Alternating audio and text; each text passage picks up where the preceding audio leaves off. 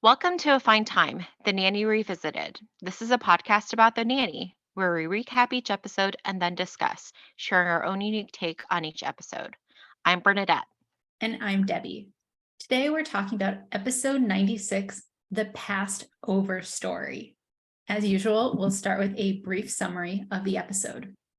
Maggie's life is at a crossroad. She's applying to colleges, and after getting rejected by the out-of-town schools she's applied to, she accepts a job offer from Fran's former high school nemesis, Morgan Faulkner, who Maxwell has hired to star in his new play.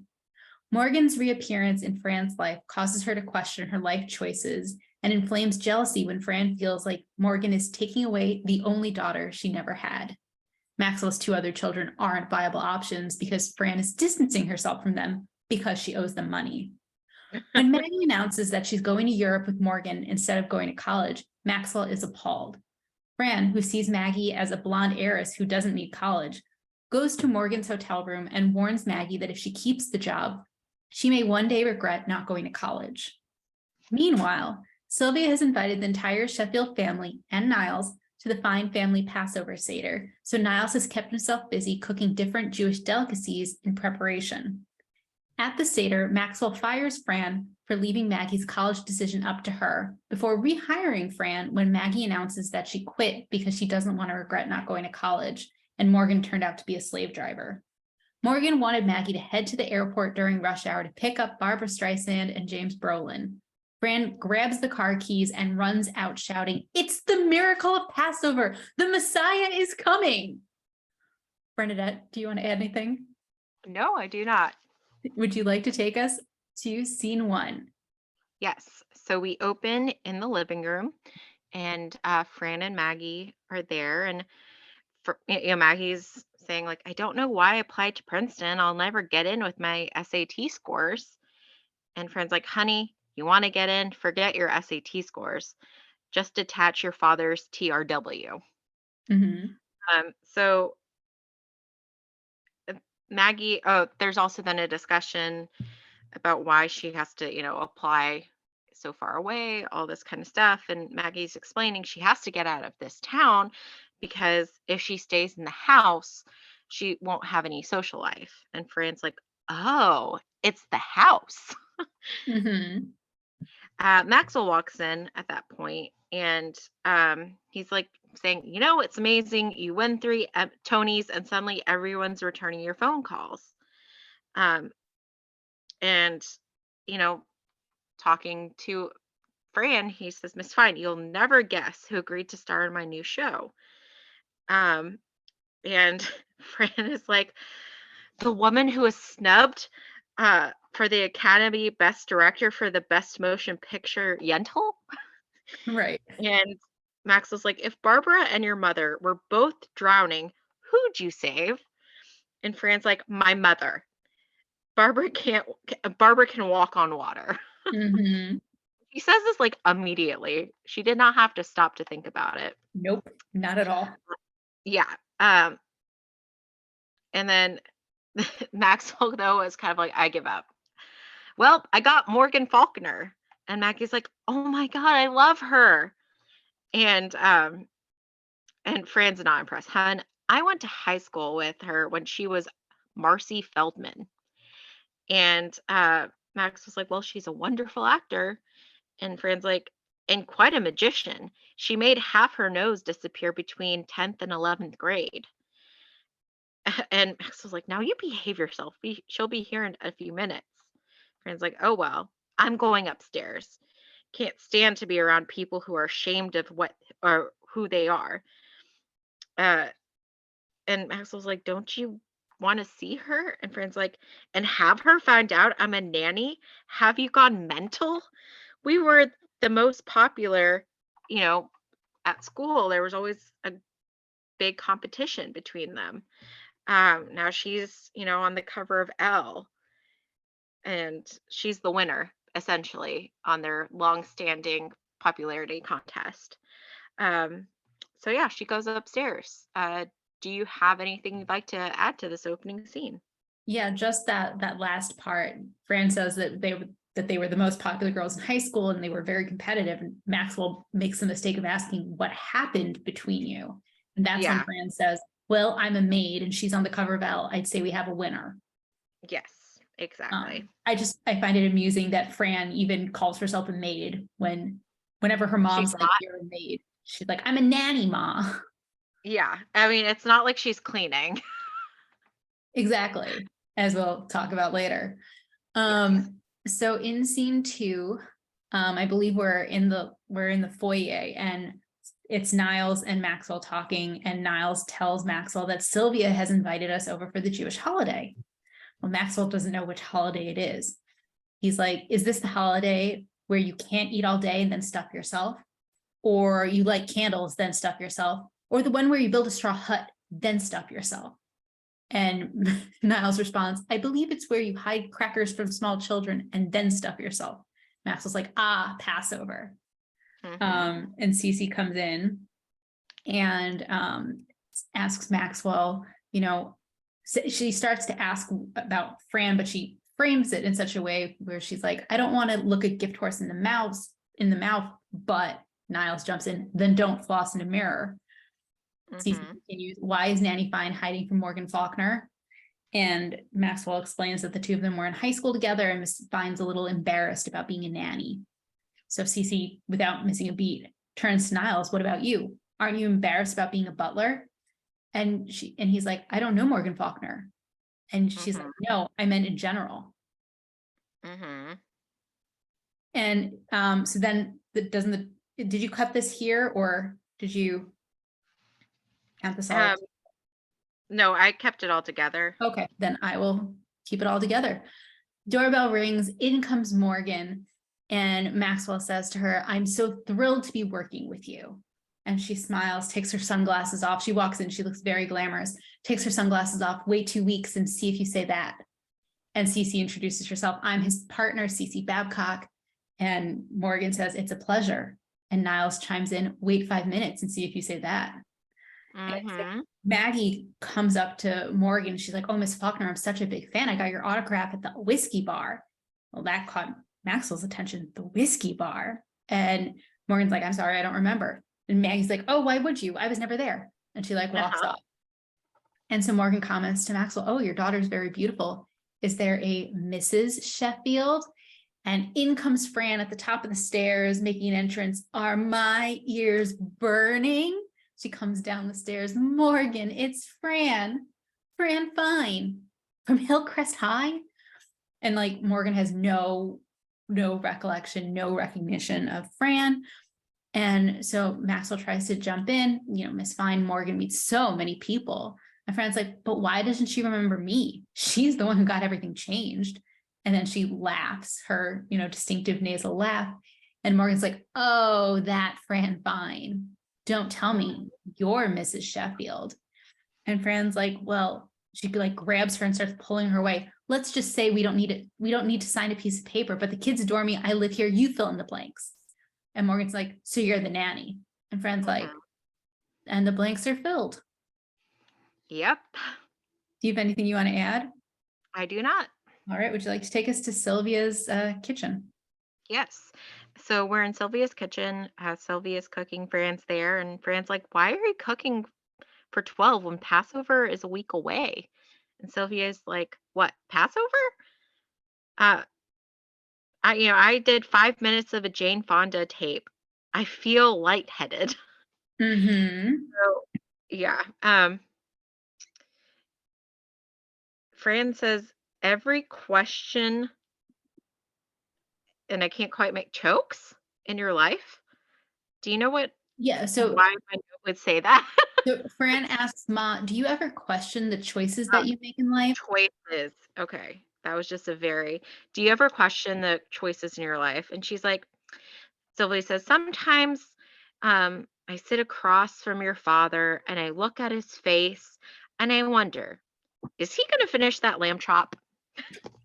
Right. So,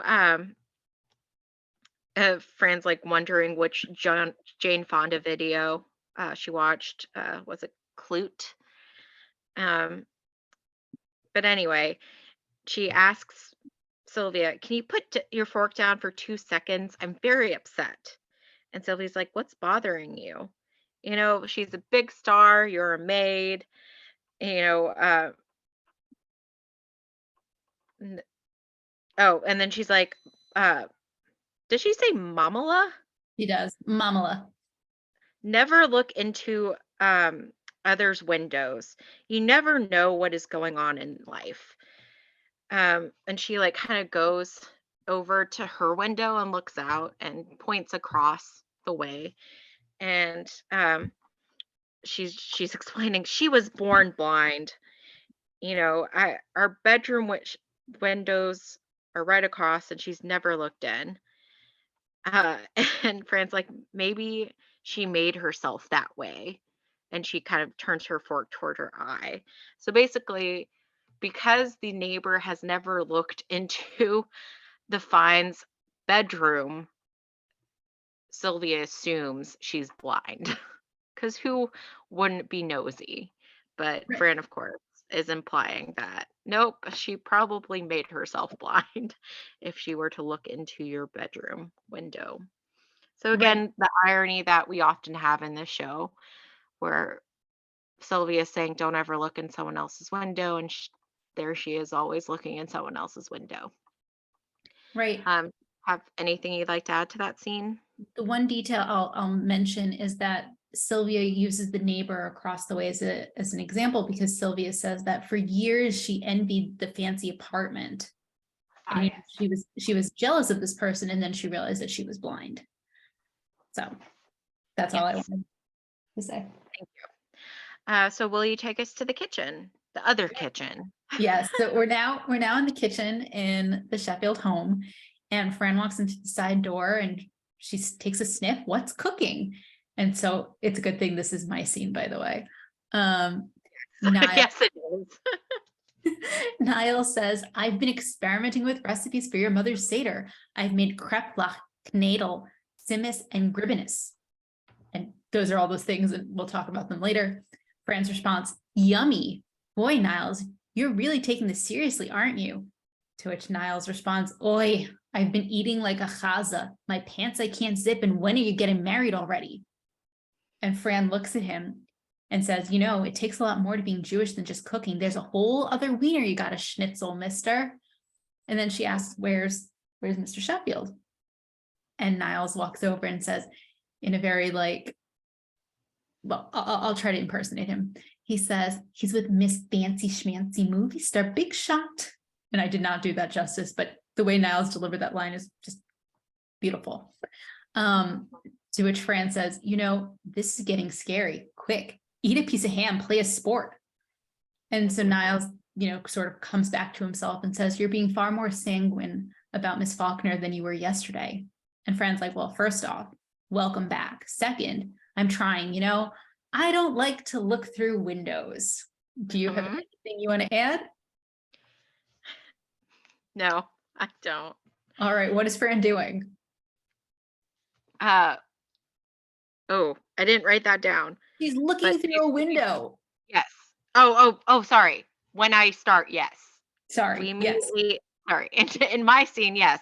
We cut to her looking through like the glass panes and like the French doors at the back of the living room that's near the piano Right. because we have Morgan and Maxwell in the living room. And Maxwell's, excited to show Morgan what the sign is, the marquee. And Mhm. Morgan's like, "Well, my name better be, above the title." And Maxwell says, "Of course it is. I wouldn't have it any other way." And he goes, "Excuse me." He pulls out his cell phone as he's walking away. Obviously, it wasn't that way on the marquee, and he has to call someone. Correct. So, Fran comes in after Maxwell has left, and she's like, "Oh, like hi," and Morgan's kind of like, "Oh, do you need to clean in here?" And Yep. of course, she's like, "I'm not the maid." And then she decides to tell Morgan, "You know, I'm actually in the witness protection program. And Right. Morgan's not buying it. Come on, Fran. And anyway, again, we get a reference to Morgan being a two-time Academy Award winner. And and then she okay, I'm gonna need you to help me out just a little bit for context because I have did a pilot. Yeah. So Morgan says, it's just Ah, me, two-time Academy Award winning Morgan Faulkner. Did I mention? I did a pilot recently or something like that. Right. And Fran says, "Oh, what airline?" Mm-hmm. And of course, Morgan was probably talking about a pilot episode, not the career pilot. Correct. Um, but then she kind of reminds herself, like, I shouldn't look through windows. And so anyway, she kind of mentions she, she Fran's trying to make herself feel better in a way by saying, like, I shouldn't look through windows, with your life, you're probably like a gypsy with no home. And Morgan dispels her of that notion very quickly. I actually have a compound in Malibu. Well, Mm-hmm. you're lonely. Oh, I just had, you know, at lunch with like Demi and Uma last week, and I'm dating a Kennedy. And my mother recently moved to Boca. Yes. So, So the way this went was Fran, as you said, it was trying to make herself feel better. And she like hypothesized what her life, what Morgan's life was, probably don't have a real home. You're probably lonely. Does your mother live in the compound too? And all of those things, Morgan answers in a way that shows that her life is, shall we say, far superior to Fran's. yeah. And so Fran, realizing this, quickly asks Morgan, "Can you fill out this lotto card?" Um, but Maggie comes in at that point and she's upset because she has been rejected from Princeton and Vassar. Mm-hmm. And, um, Morgan says to her, she didn't go to college. Uh, but Fran also says she didn't go to college. Morgan mentions that she just lost her assistant. Um, and, but I think Maggie's already kind of gone after Fran says that she also never went to college, right? No, so 'Cause she Maggie's perked still up she perked up a little bit after Morgan said she didn't go to college, and then when Fran says she didn't go to college, she kinda, like, deflated a bit, right? correct. And then, Morgan's telling Fran that, she just lost her assistant and, maybe, Maggie could be hers, and Fran's like, "Oh, you can't give a kid like that a job, not when you know me." Right. And, yeah, and not since you'd known me since high school, so basically if Morgan's gonna give anybody a job, it should be Fran. Do you have anything else you'd like to add to that scene? I do not. Okay. Can you take us to the next scene? Sure. So we're in the kitchen and Fran is sitting at the table in her, I think she's in a bathrobe now, and she has Chester on her lap and she's complaining about how she can't believe that Morgan took away the only daughter I never had. How many Shiksa goddesses do they think I got in me? And like Niles sort of ignores her, but then asks for dessert at your mother's Passover. I thought I'd bring over some nice fresh fruit. And Fran's like, you're going to slide a cheesecake under that, aren't you? And Mhm. Niles is shocked. He's like, you're not going to want a rich dessert after such a heavy meal. And Fran's like, yeah, we are. And I just want to mention with Chester sitting in Fran's lap, Fran has like a baked good or something in her hand. And at one point, like she had taken a bite of it and then she's holding it, and then Chester starts taking bites of it. I just thought that Mhm. was really amusing. Anyway, so Maxwell comes in and he says to Niles to take a look at this poster for the show. Doesn't Morgan look incredibly? And obviously he's going to say like amazing, great, something positive. And Niles makes like, gestures and whistles and gestures to Fran. And Max was like, old. And Fran's like, oh, I want to see. And so she gets up and looks. Oh, she looks gorgeous. Is it retouched? And Maxwell initially says no. And then Niles sprays him with a spray bottle. And he's like, yes. Um, Mhm. and in walks Cece. And she's like, oh, Maxwell, I just saw the posters of Morgan. They are Before she can finish, Maxwell cuts her off. Cece, Cece, Miss Fine is a little sensitive about Morgan right now. And Cece like puts her hand over her chest on her chest and says, "Oh, thank you." Walks over to Fran, who's still looking at the poster. Doesn't she look stunning? I mean, hot, sexy, amazing. And Fran looks at her and's like, why are you being so hurtful? I've got nothing. I make minimum wage. I don't have a man in my life. I'm probably going to die alone like a dog. Here, she hands Cece Chester. And Cece, for once, is actually like touched. And it's like, oh, Nanny, fine. I'm so sorry. I feel terrible. And Cece walks out. Fran picks up a glass of milk, turns to Maxwell and says, got guilt? "Oh, Mhm. I would have made such a good mother. Look at this. It's almost 9 o'clock. What kind of an irresponsible idiot keeps a kid out on a school night? I'll never know." In walks Brighton, who's like, I'm going to Eric's, be back in a couple hours. And Brent's like, okay, honey, have fun. And Mhm. Maxwell note like the irony is totally lost on Fran, but Maxwell notices. And then he asks Fran, do you think your anger and dismay could possibly be coming from a belief that Morgan has something that you haven't? And Fran's like what? Other than it all? This isn't even about me and Morgan. Ever since Maggie took this job, I never see her. I have nothing to do all day. And Max was like, well, you could take care of my other two children. And she's like, oh no, I'm distancing myself from them. I owe them money. Uh, Mhm. and basically, right on cue, Maggie comes in through the side door and she says to her dad that this job is so exciting. Morgan is fabulous. I'm learning so much from her. And Fran's like, oh, she's killing me. And Max was like, now, Miss Fine, this job is the best thing that could have happened to her. And Maggie's like, well, cool, because I'm going to Europe with her and I'm not going to college. And she like starts walking out of the room, and Maxwell then is like, she's killing me. Mhm. Do you have anything you Yep. want to add? I do not. All right. Would you like to take us to, I believe, the office? Yes. So we're in the office. Niles, as always, is cleaning, right? And Yep. Cece's there. And she's like, look at this. I just figured out how to add 10 more seats in the theater. Lose the damn wheelchair row. And it's like, oh my gosh, Cece. Right. Really? Yeah, Classic Cece. exactly. But then Maxwell and Fran come in, and Maxwell, again, is very upset. My daughter is not giving up college to go to Europe to be Morgan's gopher. Why would anyone want to spend their entire life waiting on someone hand and foot like a bloody lackey? And of course, Niles is right there cleaning, and Niles dryly states, for the glory, sir. Mm-hmm. Yeah. And so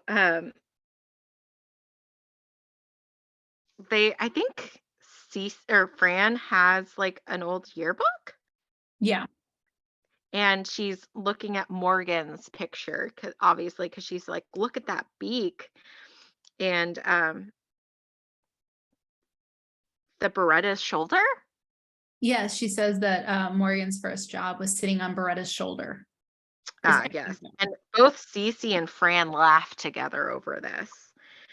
And Niles, I think, is just still going on about the early comment because he says, 4 years at Oxford opened a lot of doors for me. Whenever, so, Maxwell's talking about how yeah, Maggie needs to go to college. Maxwell asks how is Margaret going to make anything of herself if she doesn't go to college?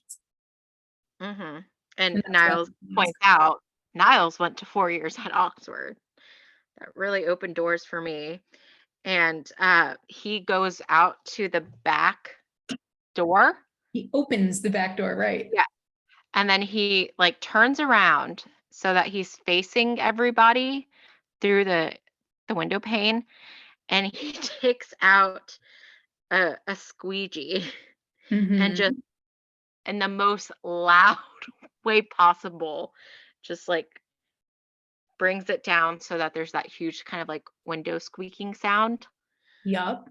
And everybody's just like, anyway, it's pretty funny. But Maxwell is basically,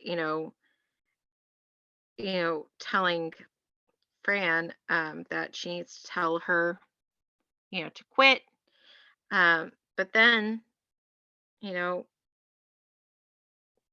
there's the chance Maxwell could lose her forever. Um, According to Cece. yeah, Cece, and and she clarifies, not the string being Morgan, Right. because of course Cece would refer to Maggie as string bean and not Maggie. Um, And also, of course, Cece would not care if Maxwell lost his oldest daughter, but would care if he lost the lead of their show. exactly, classic Cece. So Fran points out to Maxwell the whole concept of firing is Eludes you. yeah, eludes you. Look who you have on your payroll. Harpo, Groucho, and Drano. And Niles looks through the window at that comment because he's Drano. Exactly. Um, and yeah, do you have anything else you'd like to add to that scene? I do not. Okay, can you take us to Morgan's apartment? Sure. So, Fran is escorted by a large security person, and Fran implores Morgan to tell this guy that I'm not a hooker. And instead of saying that, Morgan says, "It's okay, I know her." And then she's like, "Oh, did you want to come in?" And Fran's like, Well, "Yes, he I'm like closes the door on her. right." She like tries because she's not interested in talking to Fran, but Fran is there Hmm. on a mission. Yeah. And so Fran's like, "Yeah, I'm going to make this short and sweet. Evita's playing on paper." And then she realizes that Evita's playing on pay-per-view. So could we talk in a couple hours? And Morgan's like, "Look, I got to go down to rehearsal. What's on your mind?" And so Fran's like, "Well, Mr. Sheffield wants Maggie to go to college. He does not want her schlepping around after you. Personally, I think she's a blonde heiress with legs up to here, so higher education is no es necesito." And Morgan's like, "But it's your job to make Mr. Sheffield happy." And Fran's like, "From your mouth to God's ears." And Morgan's like, Hmm. "Oh, he is cute." And Fran jumps in and impotent, a tragic irony. And Morgan's like, "Ugh, this takes me back to high school. I can see why we never got along." And Fran's like, Hmm. "Well, you were always acting superior to me, bossing me around all the time." And Morgan's like, "Oh, that is ridiculous." Turns around, shows her the back of her shirt. "Zip me up." Fran does it. The door, there's a knock on the door. "Get that," says Morgan. And Fran's like, wait a minute. We're falling right back into our old patterns. And Morgan's like, "You don't want cracked crab?" And Fran's like, "Oh, well, maybe just this one last time." She opens the door and in comes room service on a little cart. Fran's like, "Yummy." And Morgan's like, "Look, I don't know what the big deal is. Maggie won't be an assistant forever. She'll make connections. She'll go places. Gosh, if I listened to my father, I'd be working that bridal shop in Flushing." And Fran's like working on the crab, but she says, "Well, you and me, we got out, but Maggie's not the mover and shaker that we are." And in comes Maggie, and Maggie's explaining how cool her job is, that today she met Woody Allen. Isn't that exciting? Fran's like, "You stay away from him." Now, Fran's like, "Listen, honey, I know that you think this job beats going to college, but I just hope that someday you don't regret it." And Maggie's like, "How do I know if I'm going to regret it? I can't dwell on all the negative, horrible things that might happen in the future." And Fran's like, "Ugh, I keep forgetting you're not Jewish." Hmm. Yeah. Do you Yeah, have anything you want to add? I do not. All right. Would you like to take us to the Fine family home? Yes. So we're at the Fine family home. Doorbell rings. Sylvia goes to answer it. It's the Sheffields. Happy Pesach? I Pesach. don't Pesach. And Maxwell's like, so did we say that right? And Sylvia's like, beautiful. And Niles brings up the rear with all the food, and he says to Sylvia, I hope this brisket goes with what you're serving. And Sylvia's like, oh, it's perfect with potato latkes, assuming that you brought some. And Niles Mhm. like, uh, and Niles has made latkes. So Niles is saying, oh, just want to thank you for inviting me. And Sylvia's like, oh, please, Niles, you're like family. Naz is like, is there anything else I can do? And Sylvia says, well, you prepared the food, so it's only right you have the pleasure of serving it too. Which Mhm. start with the Gefilte fish. gefilte fish. And maybe you'll make a little radish rosette.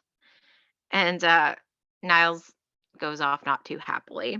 And Mm. Brighton comes out of the kitchen. Sylvie says, "Sweetheart, before you make yourself comfortable, would you bring Uncle Morty his holiday hair?" And she pulls out like a toupee, but with like a yarmulke on it. Mhm. And Brighton also not too happily takes it and goes off to give Morty his holiday hair. Um, at this time, uh, Fran walks in through the door because she hadn't arrived at the same time as the others, and they ask where Maggie is, and it turns out that Maggie's at a club with Johnny Depp. You know, she'd figure out she'd finish out the day and then go to college. Asks And Maxwell. sorry? So Maxwell Oh, asks, oh, is she going to finish out the day and then go to college? Um, and of course, like that's not exactly where they left off with that. So by tomorrow, I'll fire her. Uh, oh, By tomorrow, I'll fire her, but tonight I'll practice on you. And again, I don't see how this is Fran's fault at all in the first place, but Fran says to Maxwell, "Shh, this is the holiday where we don't yell and then stuff ourselves." right. Anything else you'd like to add? No. Okay, can you take us a little bit later? So we're now seated at the table in the Fine Family Homes living room, and Gracie's standing up and she is reading from the Haggadah, which is a word that I don't think is used on the show, but I'll use it. And Gracie's reading, "Why on this night do eat bitter herbs?" And the response is, "To symbolize the bitter and cruel way we were treated under Pharaoh." Gracie asks, "Why on this night do we dip our foods in salt water?" The response being, "To remind us of the tears we've shed." I think Fran's doing the responsive readings. And Hmm. then Maggie asks, "Why on this night do we recline on a pillow?" The response is, "Because once we were slaves and now we are a free people." And Maxwell's like, "Oh, that was beautiful, sweetheart." And Sylvia's like, "You forgot the last question."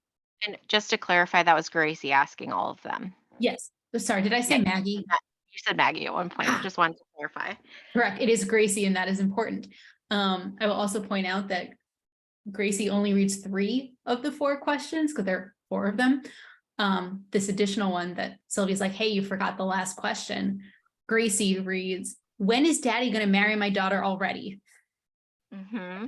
Not part of the Passover liturgy. And Nope. Fran points out that that question was to remind us of my suffering. Um, and so then the doorbell rings, or there's a knock on the door, and everyone, particularly Sylvia, pointedly turns to Niles, who's sitting at the very end of the table closest to the door. And he's like, "Well, why don't I get that?" And Sylvia's like, "Would you?" And Niles mutters to himself, "If she thinks I'm coming for Rosh Hashanah, she's got another thing coming." And he opens the door, and there's Maggie. And the question is, "Maggie, what are you doing here? Why aren't you working?" And she's like, "Well, actually, I quit. I thought about what Fran said." And Fran's like, "Oh, honey, what did I say?" And she's like, "Well, how I'm a blonde heiress and I need it." Fran's like, "Fast forward, fast forward." And Maggie's like, but that I don't want to regret not going to college someday." And Fran's like, "Oh, did you tape Evita?" And she's like, "Yeah." And so Fran's like, "Oh, I'm so glad, sweetheart." Oh, actually, sorry, that's Maxwell who says, "I'm so glad, sweetheart. And then he says to Fran quietly, "You're rehired Harpo." And Maggie then explains part of why she quit, besides the whole not wanting to regret not going to college someday. She's like, "You know what? She is such a slave driver. I walk in there and she wants me to turn around and drive to the airport in rush hour to pick up Barbara Streisand and James." And Fran jumps in, "Brolin, give me the keys, give me the keys. It's the miracle of Passover. The Messiah is coming." And she like races out the door with the keys. Hmm. Anyone answer that? I do not. All right. Would you like to take us back to the Sheffield home? Yes. So we're back in the living room, and it's obviously right after they've gotten home. They are all stuffed, just laying all over the couch and chairs. They're talking about how their stomachs are so full, and Fran's like, "No wonder. they wandered for 40 years. They were working off the meal. Um, and so they're all again saying how full they are, but then Gracie's like, you know, I could use a little sweet. And Mhm. everybody kind of joins in. Yeah, piece of cheesecake, strudel. And so they all kind of get up to wander to get their rich, heavy dessert after the full meal. And that's the episode. Was there anything else you'd like to add? I just want to throw in one more Yiddish word that was in the last scene. Fran's like, I could go for a Bissell cheesecake, just so that way I can talk about it later. Oh, I thought it said piece of cheesecake. No, Bissell, it's Yiddish. Interesting. Because I think sometimes like whoever does the closed captioning doesn't quite get everything. Correct, Um, especially when it's the Yiddish words. yeah. Like for example, like earlier when Niles calls himself a chaz, he says, "I've been eating like a chaza."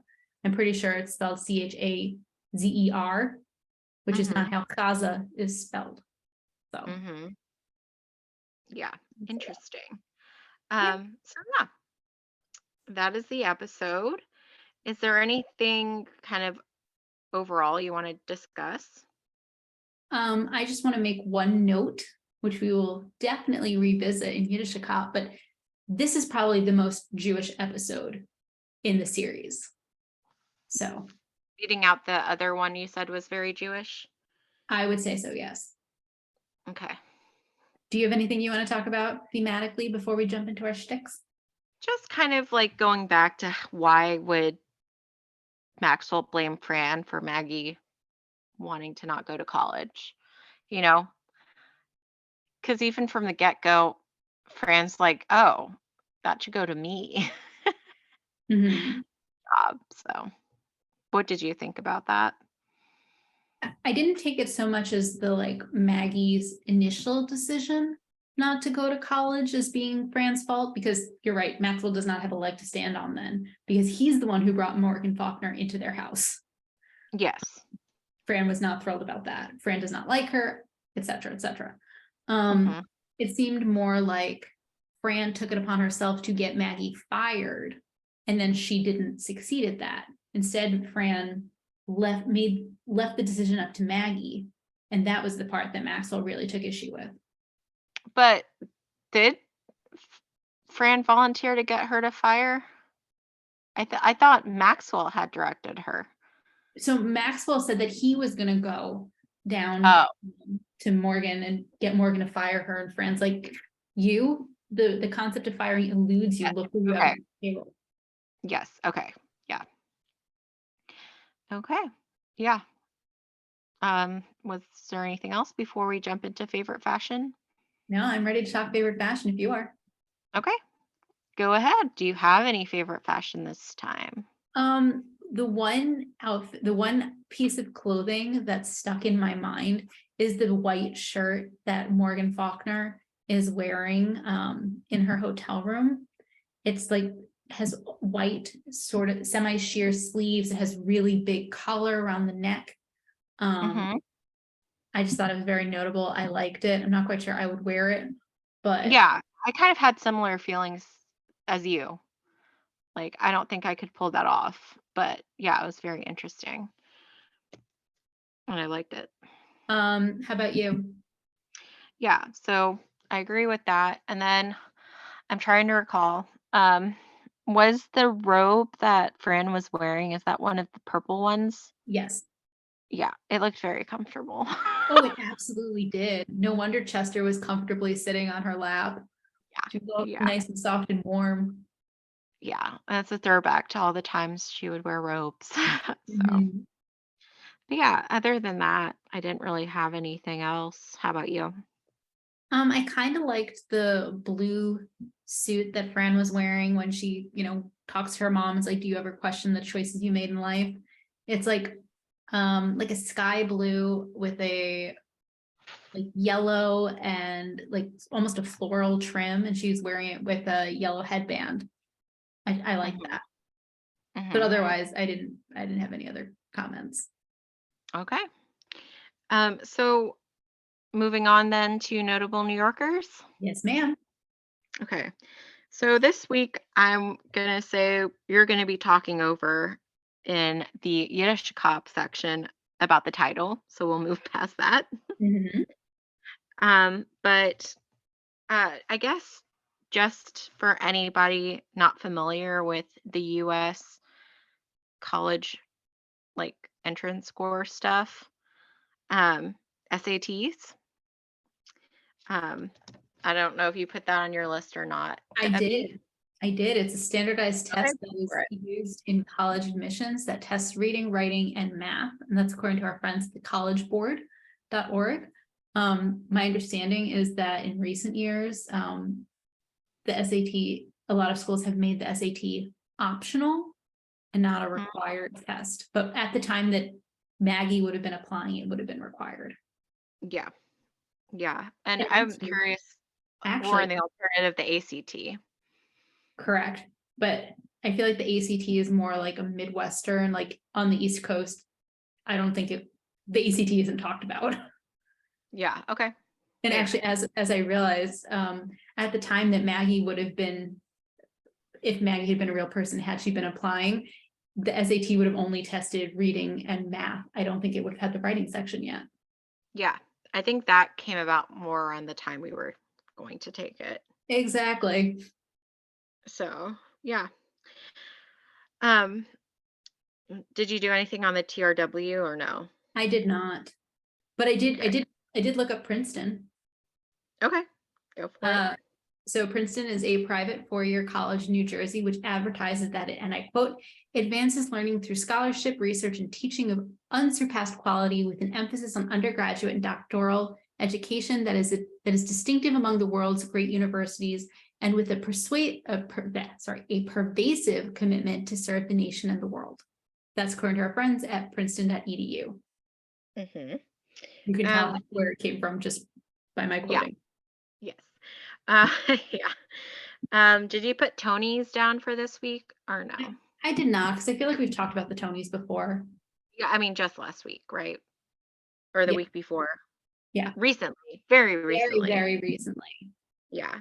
But then we have the woman snubbed for the Academy for Best Director for the Best Motion Picture, Yentl. Yes, it's Correct. our upbeat Barbara Streisand reference. Correct. And at least the third time, I think possibly the fourth or fifth time that Yentl has been mentioned by name. Hmm. Uh, I have the bio, but we can skip it since I feel like we talk about it like once a month. Yeah. But yeah, just a very clear like Barbara Streisand, and the Academy Awards is the Oscars. Um, so anyway, uh, what we then have the actress who plays Morgan Faulkner. Jane Sibet? Sibet? Do you know how I'm she not pronounced sure. her last name? I don't know. Jane, dear, if you're a listener, I apologize for not pronouncing your name correctly. Um, I would say that she was best known for her role as Carol on Friends. Yes, that's where I Mhm. recognized her from. Yeah, and I think IMDb also agrees with that assessment. Hmm. Backing up a little bit, Elle. Women's fashion magazine that originated in France. We're gonna play that horrible game where I ask you, do you want to guess what year? Or even what century? What century? 1702. I'm sorry that you are totally wrong. It originated in France in 1945. Uh, Yeah. You threw me off with the century. I realized I was doing that as it came out Like, of my mouth. if And then we're talking about centuries, then it's not the I 20th. apologize. I realized like as that came out of my mouth that I was definitely tripping you up, but I couldn't figure out how to fix that. So It's I let you take a shot. I let me go just a shot in the dark. Exactly. I did It is not since think it was 1702, by the way. But Elle magazine since 1945 has spread worldwide. And that's according to our friends at wikipedia.org. mhm. Um, so Jane Fonda. An American activist, actress, former fashion model, the daughter of actor Henry Fonda and socialite Francis Ford Seymour. That's according to our friends at Wikipedia. Clute? Clute is the 1971 neo-noir crime thriller about a call girl assisting a detective trying to solve a missing persons case. That's according to our friends at Wikipedia. Mm-hmm. I will jump in and mention, if you recall, after Morgan arrives, Maggie comments that she got Morgan's signature at the whiskey bar. That's not a specific restaurant or specific bar, if you were curious. Yeah, like I figured, Oh, like, okay. but yeah. I Googled because I wasn't sure. Okay. Well, it's good clarification. Um, we have Demi. I assume that's a reference to Demi Moore, Yes. who we spoke about her in the Rosie show, but I'm happy to give her bio again if you'd like. Sure. An American actress who made her debut in 1981, known for her breakthrough starring role in Ghost, which was the highest grossing film of 1990. And that's according to our friends at Wikipedia. Mm-hmm. Uma. Also talked about on The Rosie Show, an American actress and former model who rose to prominence following her role in Pulp Fiction in 1994. That's also according to our friends at Wikipedia. Mm-hmm. And then a Kennedy. Uh, Obviously referencing the Kennedy clan. Yes. Yep. And we have yet another reference to Boca in Princeton, but then we now add Vassar. Vassar is a private, and I quote, independent coeducational residential liberal arts college in the Hudson Valley, which, I again quote, fosters intellectual openness and lively exploration.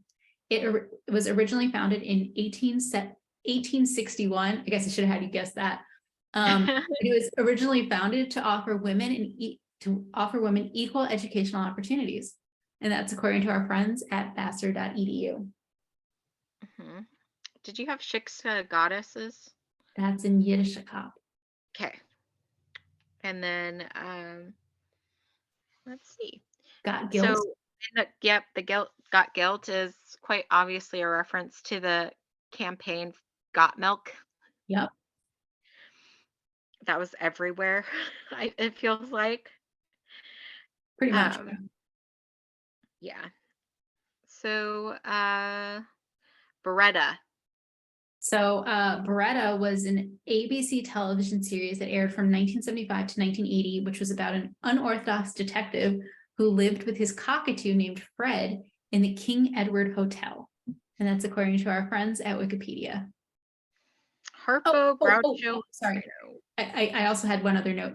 I did want to note that the cockatoo that starred in Beretta was actually stolen in November 1990. And that's according to our friends at the LA Times. Wow. Um, Harpo, Groucho, and Drano. Two of those are Marx Brothers references, and the third one is a pipe cleaning liquid. Yes. I'll let you guess which is which, lovely Yeah. listeners. Yeah. Evita. We've talked about it before, but it is an Andrew Lloyd Webber musical, which was then turned into a film starring Madonna and Antonio Banderas. It tells a fictionalized account of the story of the life of Eva Perón, the First Lady of Argentina, wife of Juan Perón. Mm-hmm. Woody Allen. A writer, actor, comedian, and film director. That's according to our friends at Wikipedia. Mm-hmm. And there's just this, you stay away from him as a reference to some scandals and stuff with him, alleged wrongdoings. So we have a lot. Debbie, the Yiddish cop's going to be very long because I have to skip over so many different things. Yes. So I'm so excited. Mm-hmm. Um, so Johnny Depp. yes. I feel like we've talked about him before. He's an American actor known for his roles in Pirates of the Caribbean and Nightmare on Elm Street, 21 Jump Street, Edward Scissorhands, and Sleepy Hollow. That's according to our friends at imdb.com. Mm-hmm. Um, Barbara Streisand and James Again? Brolin. Yeah. Well, we talked about Barbara, but James Brolin. Well, he's her husband. And we learned in the car show that Fran got to be one of the first people to know that he was gonna pop the question. Uh-huh. Sorry, I'm totally using our Notable New Yorkers segment as a way to reference a prior Nanny episode. Definitely doing So that's like past fun. that. Exactly. Maybe we should add a new segment sometime soon. Like past fun. Past fun. I'm out. Did you have anything else? I am also out. Okay. Yiddish Cop's going to be very long. Yes, it is. Yes, it is. So because there is so much, I have divided our Yiddish Cop segment, like shtick, into different segments. We have a category for food, one for holidays, one for vocabulary, and one for culture. Where would you Wow. like to start? And now I should also mention that there is some crossover between them. Let's start at the beginning. Whichever Food. category you have first. Okay, so we'll start with food. We're gonna start where I always start, which is crab is not kosher. Mm-hmm. Everyone knew I was gonna start there, so I'm happy you can check that off on your bingo. Bingo card. Yeah. All right, so we have that great scene where Niles rattles off a bunch of different Jewish sounding foods that he's testing for this Seder. We'll come back to what a Seder is later. The first one is kreplach, which is, and I quote, because I thought this was such a fascinating description of it, a Kabbalistic food expressing the nature of divine judgment. The white dough covering stands for divine mercy, while the red meat filling stands for divine justice. That's according to our friends at kosher.com. I will point out that kreplach is not kosher for Passover because the main ingredient is flour, which is mixed with water, and then you have to wait and let it sit for 30 minutes, which would mean it is not kosher on multiple levels, and that flour is typically not kosher for Passover unless it's matzah meal, or it's like, specially prepared wheat, because wheat is one of the like forbidden categories of food on this holiday. And then the second prohibition is that, like, if you're making matzah and it has to be kosher for Passover, between the moment that the water and the flour touch, because those are the only two ingredients in like kosher for Passover matzah, at least according to the most religious groups, it needs to be cooked within, I believe, 18 minutes. Otherwise, it's no longer kosher for Passover. That's a very like specific 18, instead of 15 or 20. Like, Correct. is And also there the any other, reason for that? well, so 18 is one of those like special numbers in Judaism. It means chai. Anyway, we don't need to Okay. go down that rabbit hole. So the next one is knedlach. It's a kosher for Passover soup enhancer that is made of matzah meal, water, or club soda, and eggs. That's according to our friends at kosher.com. The third one is simis, which is a casserole made of sweet potato, plum, carrot, orange juice, honey, and other ingredients. That's according to our friends at tasteofhome.com. The next one is gribinis, which is basically roasted chicken skin. The word gribinis means cracklings, and that's according to our friends at Wikipedia. Next would be brisket, which is one of the things that Niles brought to the Fine family home. And I quote, and I quote, a popular Ashkenazi dish made of braised beef brisket served hot and traditionally accompanied by potato kugel or other non-dairy kugel, latkes, and or matzo ball soup. It is commonly served for Jewish holidays such as Hanukkah, Passover, Rosh Hashanah, and Shabbat. And that's according to our friends at Wikipedia. Potato latkes are potato pancakes. Basically, they're made of potato, onion, egg, a little sugar, some flour, and flour or matzah meal. It's typically associated with Hanukkah, which is the holiday where we cook a lot of things, fry a lot of things in oil. Gefilte fish is a traditional Jewish food that is served on holidays like Shabbat and Passover. It consists of, and I quote, freshly ground fish and boiled with love. That's according to our friends at myjewishlearning.com. So in the last scene, Fran said that she could go for a Bissell cheesecake. First off, I need to say that it is unlikely to be K for P or kosher for Passover.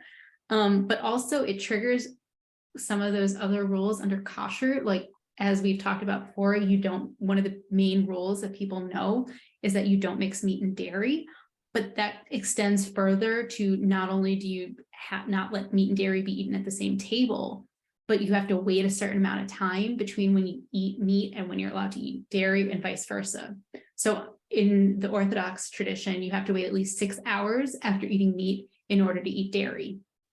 That's not the universal. So Dutch Jews say you have to wait an hour. German Jews say you have to wait 3 hours.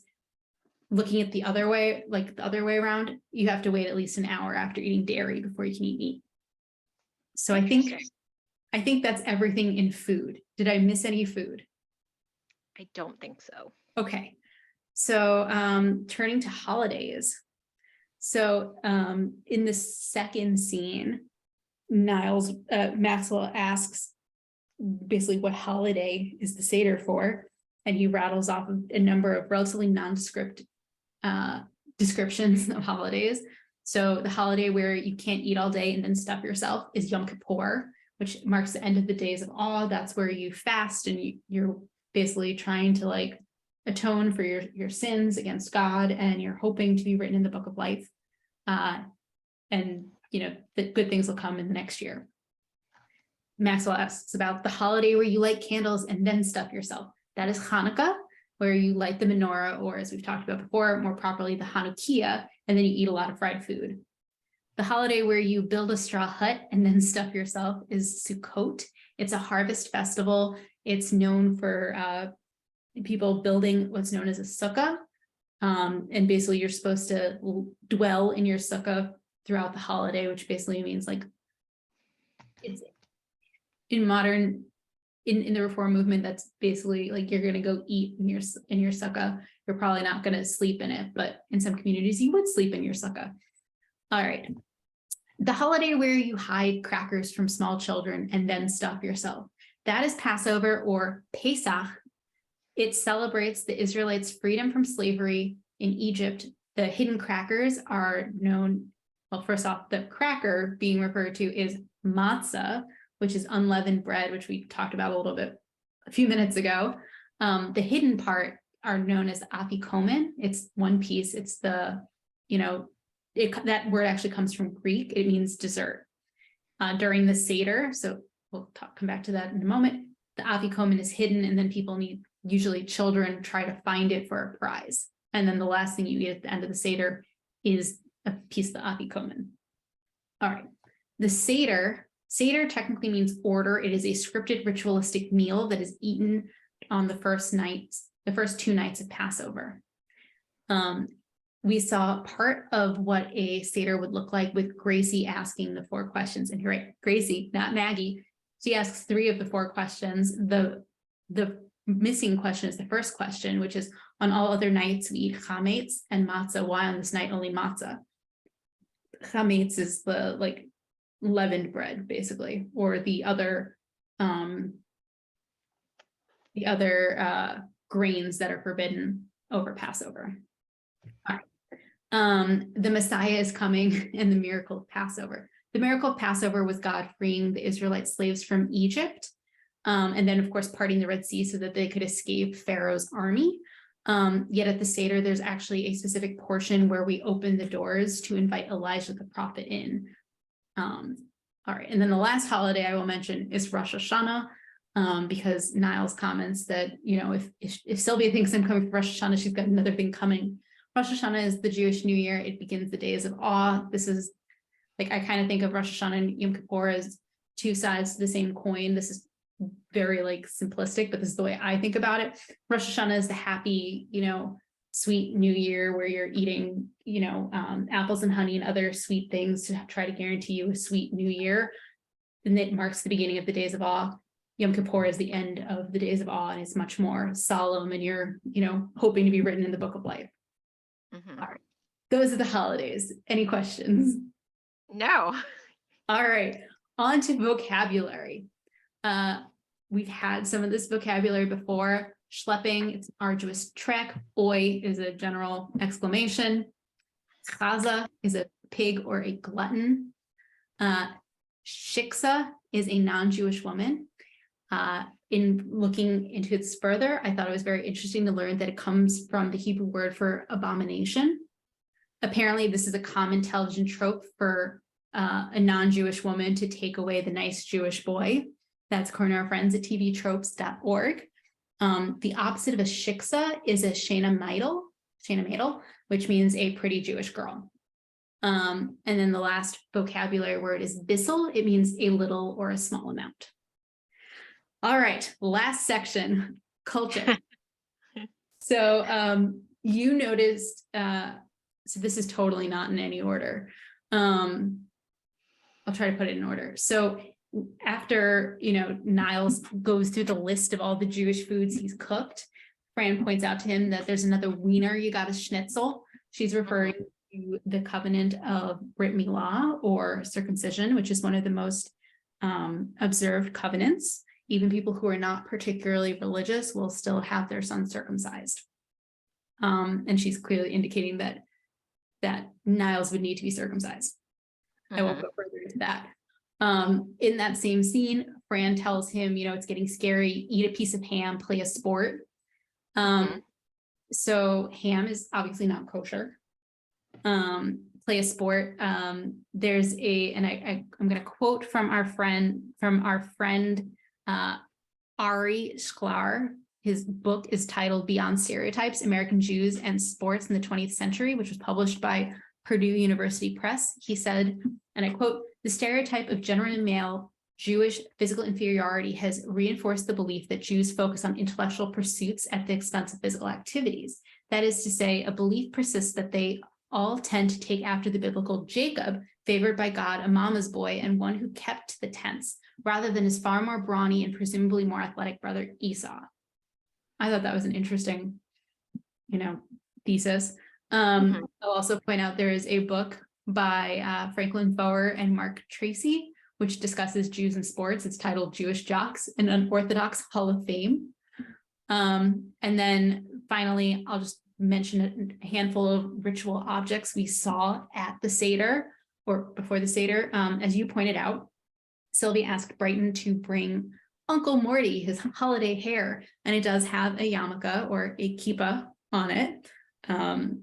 Jewish men will wear a yarmulke or kippah. It's a sign to quote Fiddler on the Roof, it's a sign of our constant devotion to God. Women, when they're married in some communities, will also cover their heads.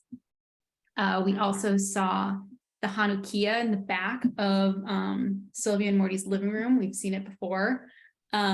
We see a Kiddush cup. That's a cup that you put grape juice in and you make Kiddush, or you say the blessing, you sanctify the wine. And then, of course, wine. There's a saying that basically, I'm totally going to paraphrase this poorly, but basically we have wine at all these different happy occasions to help either make them more holy or to further our enjoyment of them. And I think that's everything. Do you have any questions? I feel like I just went to a class with you. I'm so glad. I am so glad. Oh, I will just say one other thing. Our friends at Kveller in 2021 put together a list, the 11 most Jewish episodes of The Nanny. They are not in order of how Jewish they are. There's an order in which they appear. But yes, this episode does appear on that list. Yeah.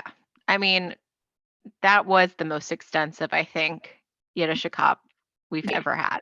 Yeah. I had to kudos to you.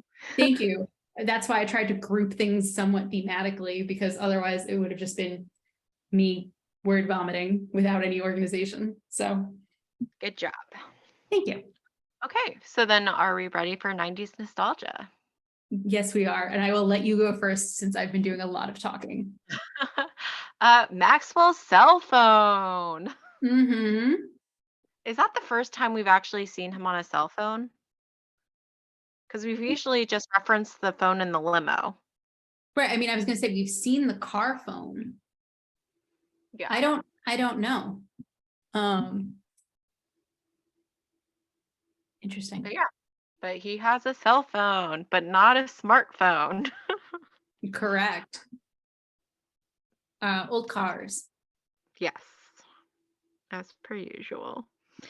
Um, Again, it's interesting. I'd be curious with social media whether there would have been a quicker recognition of Fran on the part of Morgan. Um, Maybe. I I do don't know. think I do think the advent of better technology would have made like for example, Maggie probably wouldn't have seen Morgan as such a slave driver if she'd gotten a text message before she got to the hotel being like, hey, go pick up people at the airport. Mm-hmm. That also pretty sure like Maggie showing up wouldn't have been a surprise because she probably would have texted Fran being like, I just quit my job. I'm coming to the Seder. See you Yeah. soon. Mm-hmm. Yep. I mean, you mentioned earlier that apparently these days the SATs aren't as necessarily required as they were once in the day. Yeah. Back in the day when we were looking at colleges, yeah. Um, college acceptances and denials and rejections, pretty sure now are online instead of actual letters. Yeah. Yep. Um, do you have anything else? I do not. I'm not gonna lie. I spent all of my time organizing Yiddish Cop. Yeah. Um, yeah, I can't really think of anything else at the moment. So, shall we move on to future fun? Yeah. So I kind of already blew the lid on this one, but this was the most Jewish episode of the series in my book. We do have a Hanukkah story in season 6, where a Hanukkah miracle saves the lives of Maxwell, Gracie, and Cece. But as I said, it's not as Jewish as the Passover story. It also involves a nun, so again, not as Jewish. For those who are concerned about where Maggie is going to go to college, she gets into Columbia University, which, as a side note, doesn't make a lot of sense if she was rejected by Princeton and Vassar. Mm-hmm. Um, on the note of cell phones, you're right. I don't know if we've seen Maxwell use a cell phone before, but he does get Fran a cell phone in season 5, so that she's uh, better able to get in touch with him and others. Mm-hmm. Um, yeah, those are the future fun things I have. Is there Awesome. anything else you want to talk about? I don't think so. All right, it's time to do our episode rating. Mm-hmm. And as a reminder to our lovely listeners, we rate each episode from 1 to 5 lipsticks, with 1 being the worst, 5 being the best. But everything's kind of made up. Points don't matter. We reserve the right to adjust our rankings, ratings at a later date. I believe it's my turn to go first. Excellent. um, so yeah. Um, like I don't particularly have strong feelings. I thought it was funny, like the scene with Niles, saying for the glorious sir, and then like loudly squeegeeing the windows. Um, I felt bad for Niles though with how Sylvia was treating him, because Niles was obviously so excited to be invited and part of the family, and yet he Mhm. was still treated like he was. Oh, as a side note, I don't know, did we mention that we saw the back of Morty's head? We did not, but we also saw the back of his hair before it was on his head. So Yes. that's a good point. I'll toss into our future fun that we will we will get to meet Morty and we'll see his face and he will talk and he will be a major plot point in season 6. Okay. Um, I think I'm gonna give it a 4. How about you? So I also didn't have very strong feelings when I started working on this episode. This is not one that I've gone out of my way to watch. I frankly don't really care for Morgan. I don't really care for the plot with Maggie working for her. I don't care for the plot of Maggie deciding not to go to college. That said, this is the most Jewish episode we've had, and I very much enjoyed organizing the Yiddish, like having a Yiddish cop so much, like so long that I needed to organize it into categories. I will say that it kind of bugged me that some of the like kreplach, it's not kosher for Passover. Like also they totally missed out on actually saying the word matzah, which as a side note for those, I found a pattern that Jewish people tend not to like matzah, understandably so, because you live off it throughout the entire holiday. But people who are not Jewish think it's fine or actually like it. So I'm very tempted to give it a 5, but again, they didn't need to refer to kreplach and they could have referred to matzah. So you know what? I'm going to give it a 4.9. Okay. I take out 0.1 for not mentioning matzah and making it a 4.8. I take it back. 4.8. Okay. Yeah. All right. I'm good. Okay. You have anything else? I do not. All right. Well, that's all we have for you today. We hope you had a fine time with us as we revisited The Nanny. Join us next week when we'll be discussing episode 97, No Muse is Good News. If you would like to reach us on social media, you can find us on Twitter at Nanny Revisited. You can also send us email at afinetimenannyrevisited@gmail.com. Have a great week.